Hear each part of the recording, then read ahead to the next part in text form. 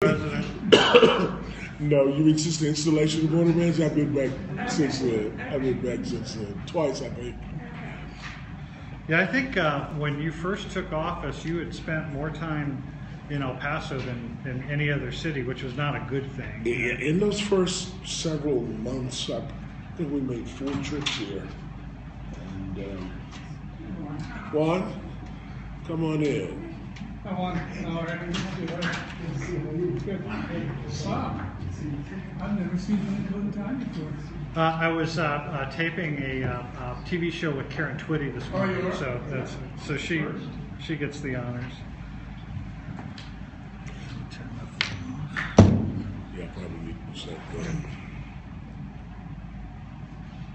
Well, we'll go ahead and get started. Everybody's ready. So, first of all, Commissioner, thank you for your time today, and welcome back to El Paso.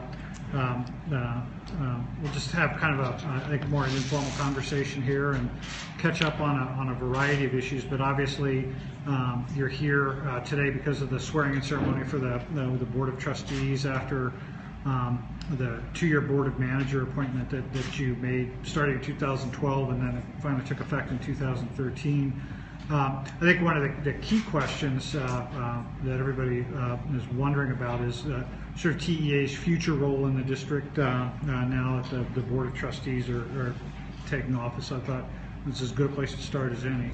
Well, obviously, the first role we have is a role that we have with 1,200 school districts across the state, and that's to provide as much support and guidance as we possibly can, and to be as helpful as we possibly can. But I realize that your question probably goes a little bit deeper than that. Your question is he going to appoint a conservative? And if so, who? Or is he going to appoint a monitor? And if so, who? Or is he just going to walk away? And while I didn't really want to tell you guys before I told everybody else, I'm going to appoint a monitor, not a conservative.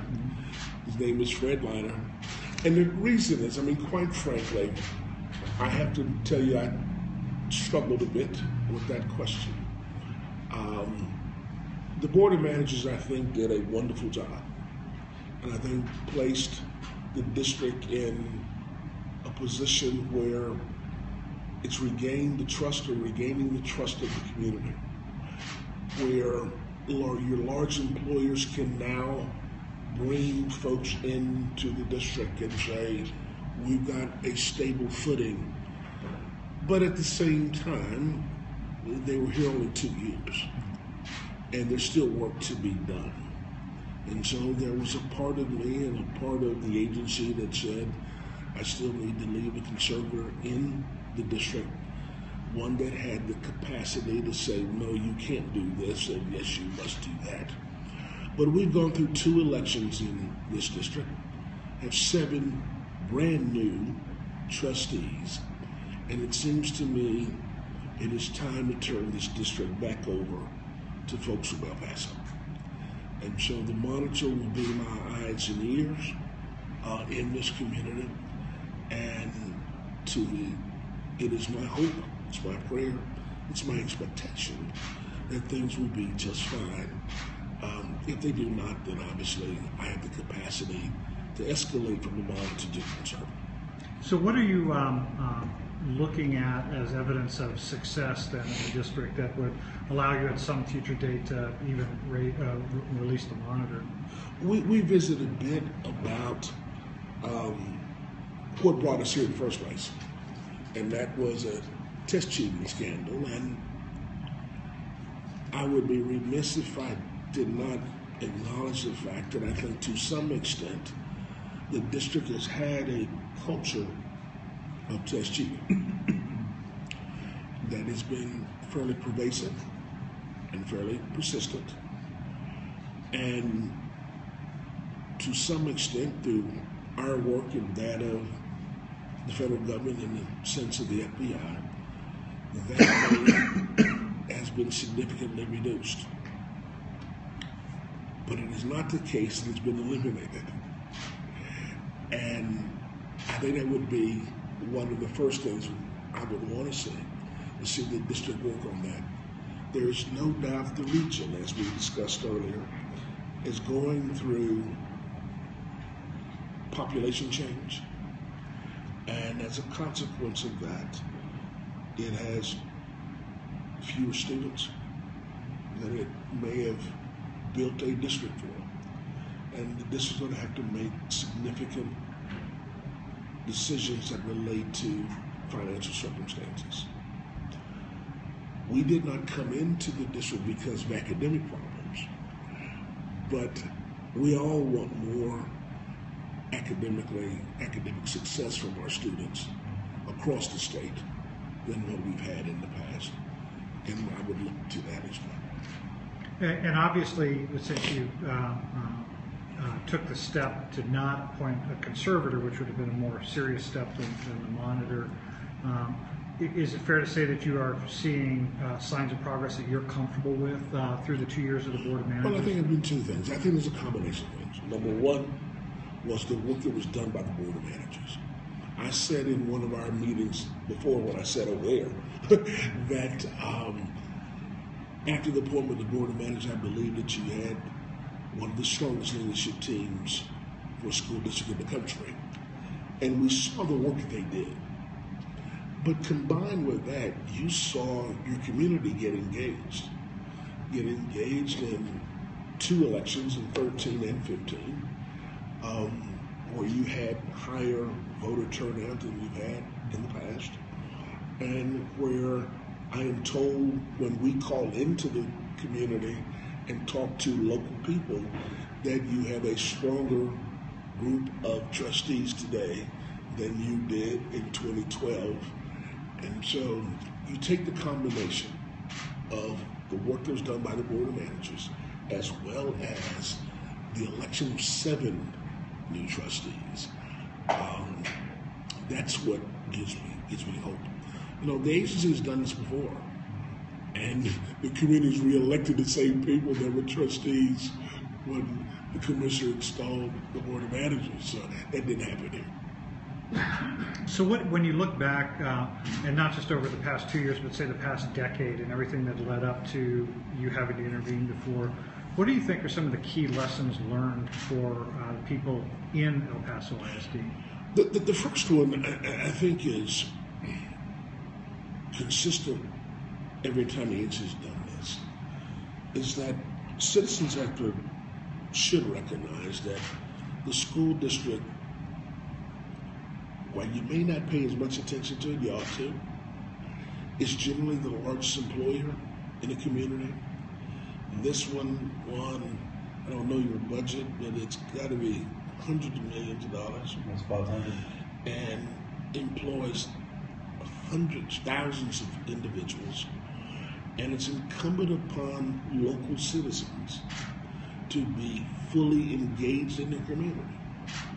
You cannot, ought not, should not rest and rely upon the Phoebes and TEA to manage and control your district. You got to control it back here at home. And that's the first lesson. And the second is that I would say to the business community,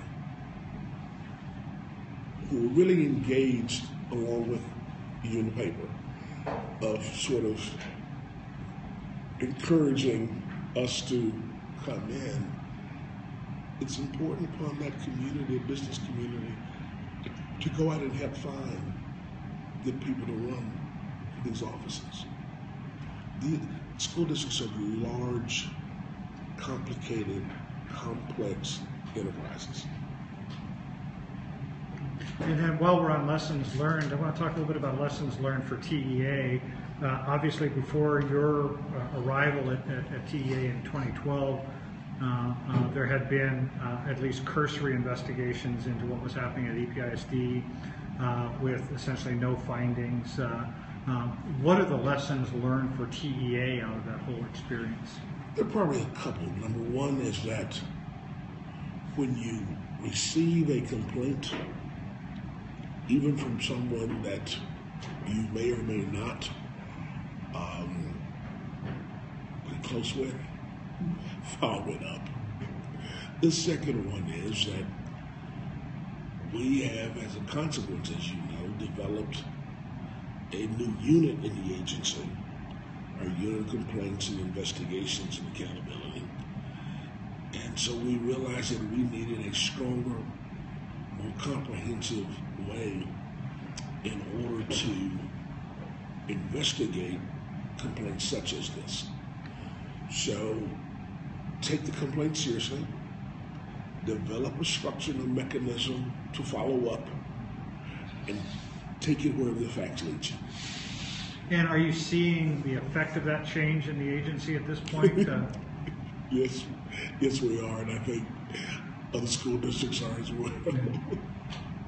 And that's another point too, is that this particular issue was heavily concentrated in EPISD and to some degree in surrounding school districts here, but cheating is not an isolated phenomenon to one area.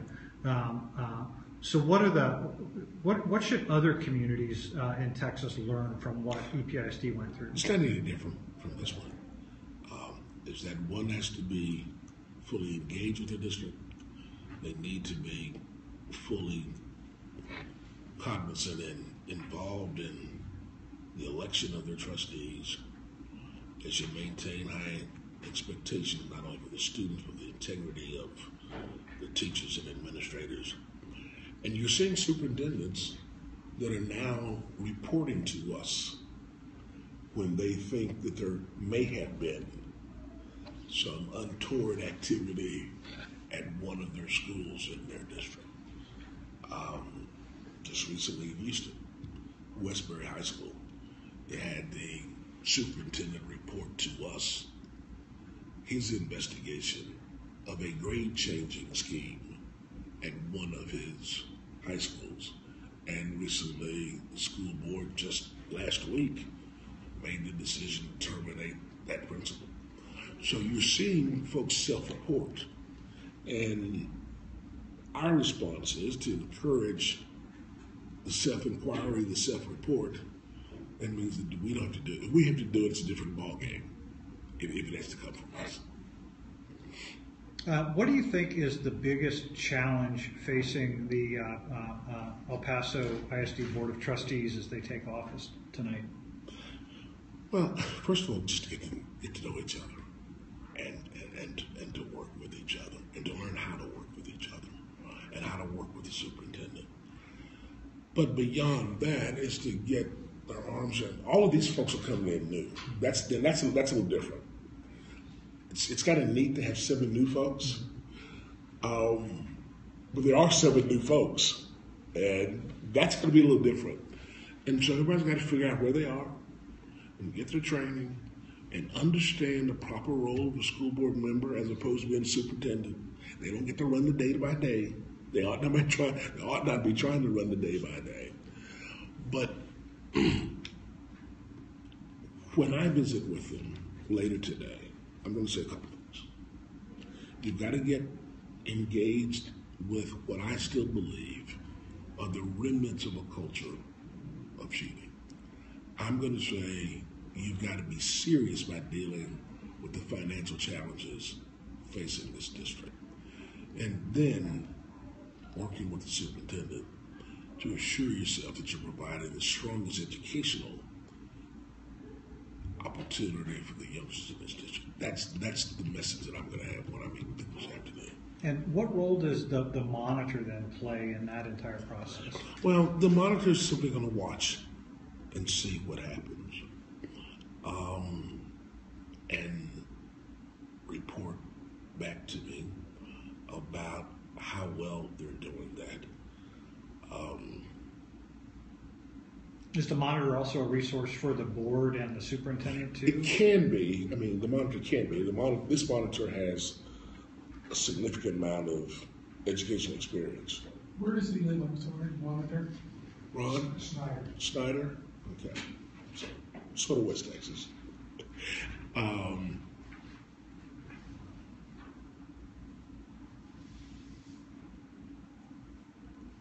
Yeah, okay.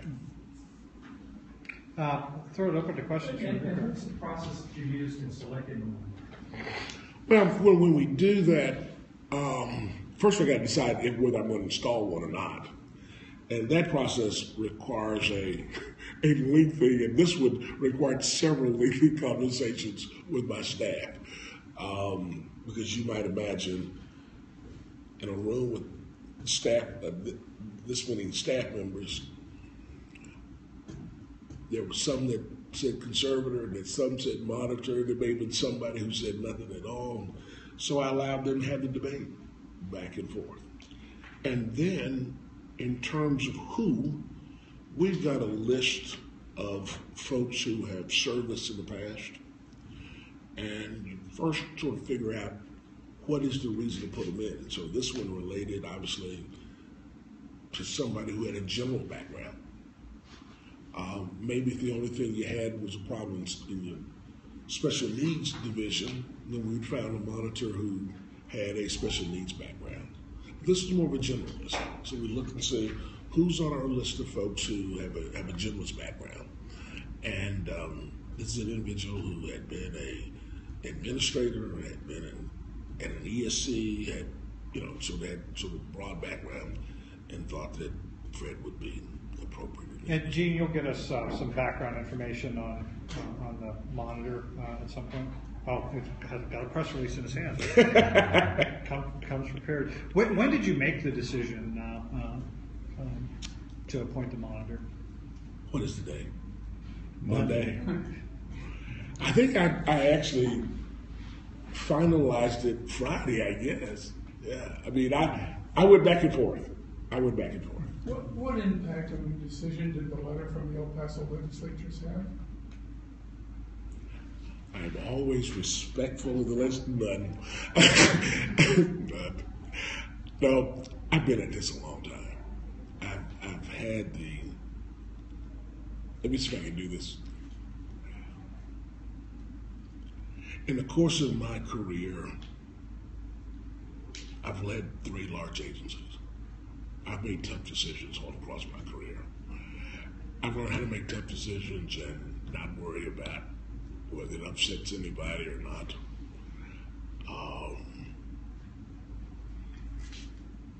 Having said that, I speak with Senator Rodriguez and the members of the House about this issue on a fairly regular basis.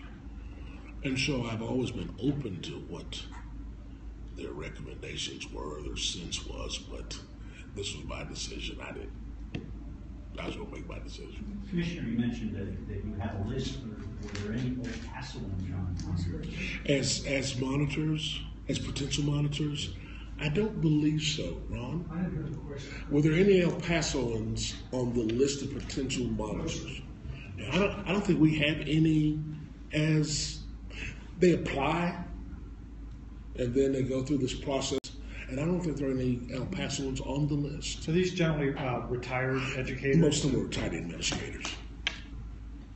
Yeah, most of them are retired administrators. It's troubling to hear you say, after all that we've gone through as a city and as a school district, that there's still cheating going on. Is that? Let's do this.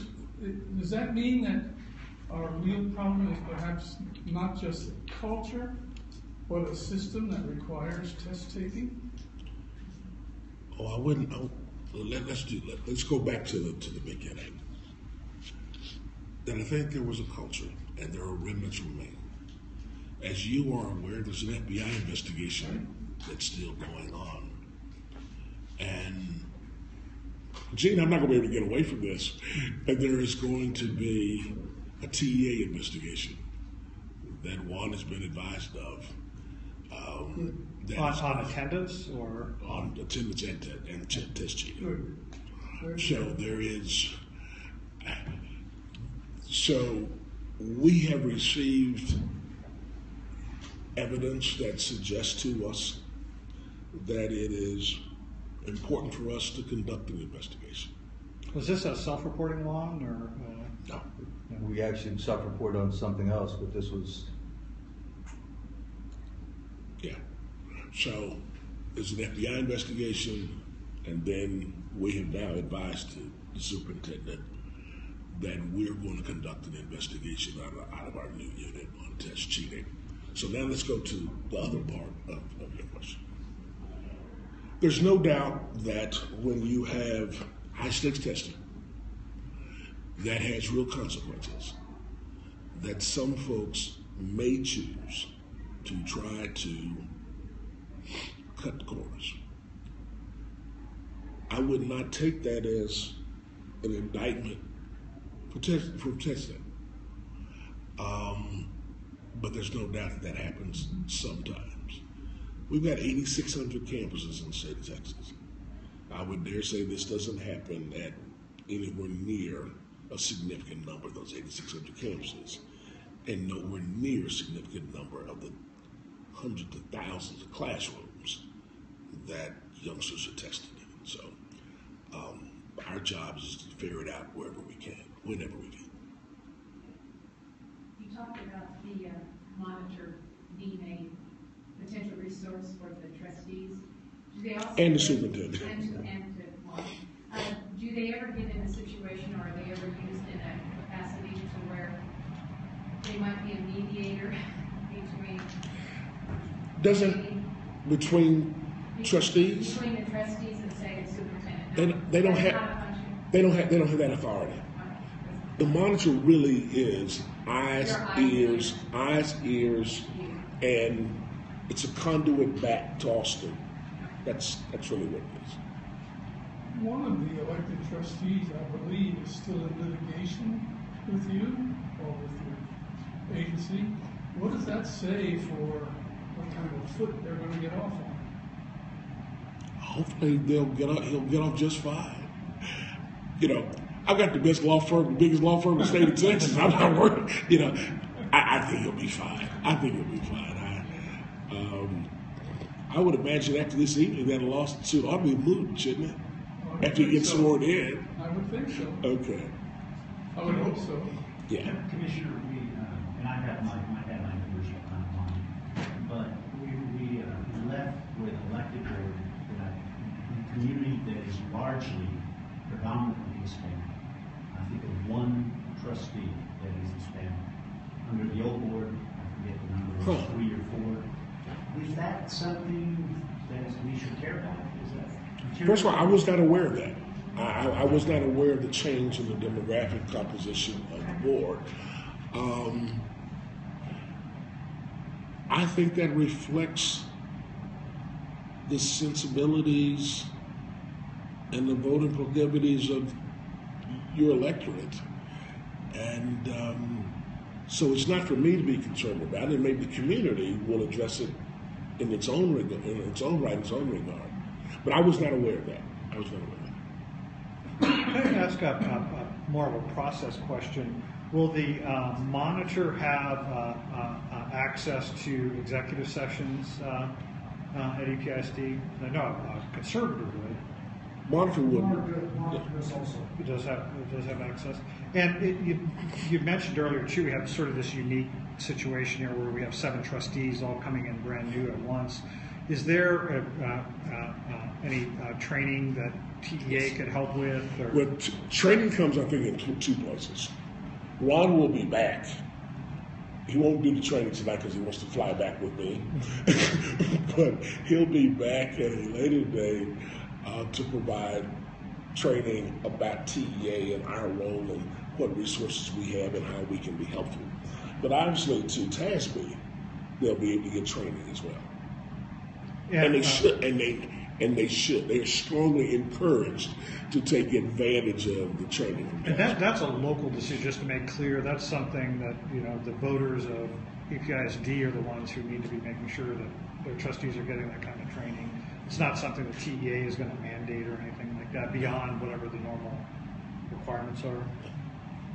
Commissioner, how long are you expecting the monitor to be in place? Is this typically a few months thing, a few years thing?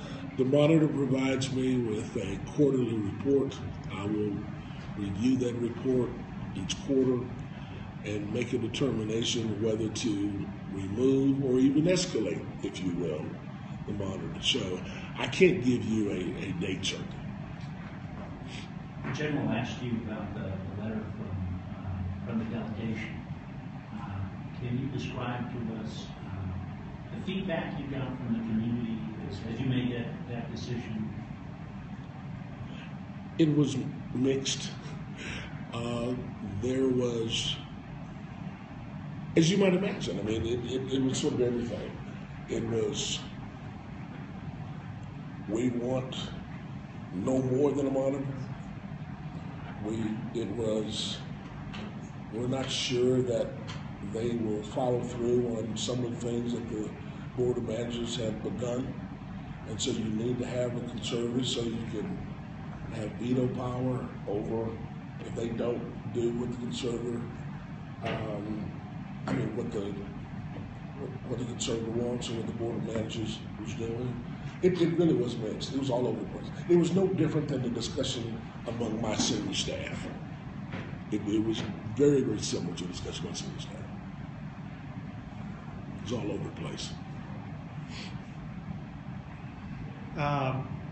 You have not told the school board yet, unless they're watching this live stream, about the. But you tweeted it. I guess he did now. Had you informed other leadership in El Paso of your decision before coming here today? Or I called Senator Rodriguez this morning. I think we had an 8 o'clock call this morning, and told him, and I left a message with Representative Marquez this morning as we were boarding the plane to fly here because she had personally reached out to me and asked me. what do you think the reaction is going to be based on the feedback you've gotten up to this point? Do you think the reaction to the monitor appointment, especially as opposed to a conservative, from the community, from the broad community, based on, because I know you've been getting feedback. Well, because I was getting input that was mixed, I would imagine it will be mixed but mellow. I think the trustees themselves, I think, had said at the very least to you that please don't do the conservative. We'll take them on it. And I think they'll be at least favorably disposed that it was a monitor, not a conservative. What was the Board of Managers recommending to you? They did not. They did not? They did not. They did not. Nor did I ask. You know, it would be a nice gauge to see what the reaction will be from the new elected board, because, quite honestly, they'd have to be completely obtuse not to realize that there shouldn't be a monitor there to guide them all in these preliminary steps. I think we can be especially helpful. Well, are you charged? Juan, maybe you could speak to that a little bit, because I know you've talked to a lot of the incoming trustees too about sort of their view on the monitor. You want to talk a little bit about the feedback you've gotten? I think as they called me from TA this week, and I was visiting with Ron, and I think everybody I spoke with on the board was very much against a conservative, but very open to a monitor, especially if it came to support and training and helping them get on board, and also having access to TA with regard to something that happened in the past. I think they don't want to spend a lot of time in the past, but they're interested in knowing about the past to make sure that we don't go down those paths again. And I did not hear one negative comment. I mean, their preference was monitor or nothing, and very much against a conservator. And so I don't expect them to be concerned about it, but I do know that they want to help, as in addition to it being somebody that observes. I don't know if that's in the cards from what the commissioner said, but they definitely would like some help and maybe some additional training. I think that is a good kind of the one of the overriding points I've heard too. And again, because of the uniqueness of this situation with 7 new trustees coming in.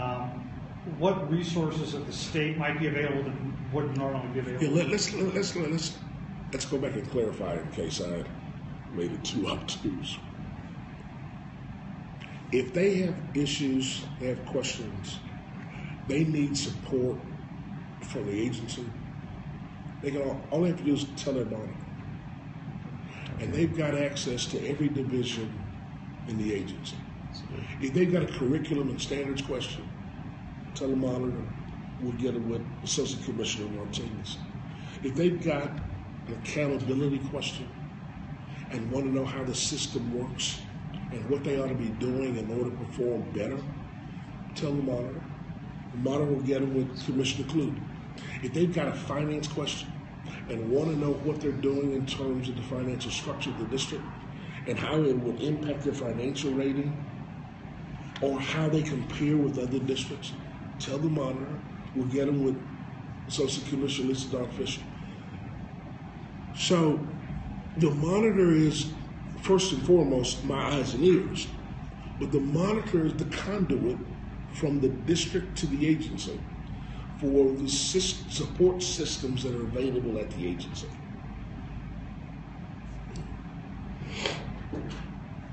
And Juan, I think that's kind of what I was hearing from the trustees too, making sure that, you know, that sort of support is there, and it sounds like what the monitor. Bob, there's no doubt. This is different for all of us, I think. I don't think we've ever seen this before, Ron. I don't know if North Forest was like this or anybody was like this, where once the electeds came back, all of them were new. I don't think we've ever seen this before. I've never had my 15 years of the agency. Okay, I don't think we've ever seen. And certainly never in a school district this size either. Yes, that's for sure. I don't think we've ever seen this before, where everybody's new. And you've been a year? No, I've been here about 22 months. Hey, it's been Time flies. Hey. Okay. That's right. Yeah. Other questions from the group? So Thank what else you. is on your plate today? Obviously you have the swearing in. We're gonna meet with the outgoing board of managers, with the incoming board of trustees, and then there will be the swearing in, and then I go back to Austin. If you guys run El Paso, I leave El Paso to you. And just to clarify for people watching at home on video, by you don't mean the El Paso Times. Well, haven't you been running it all along? Did the board of managers know your decision already, or are they learning it right now also About the monitor? they just learned it. They just learned it. Well, thank you for Well, thank you for your time. Very much That's all right. appreciate it. Thank you. Oh, I got something for you.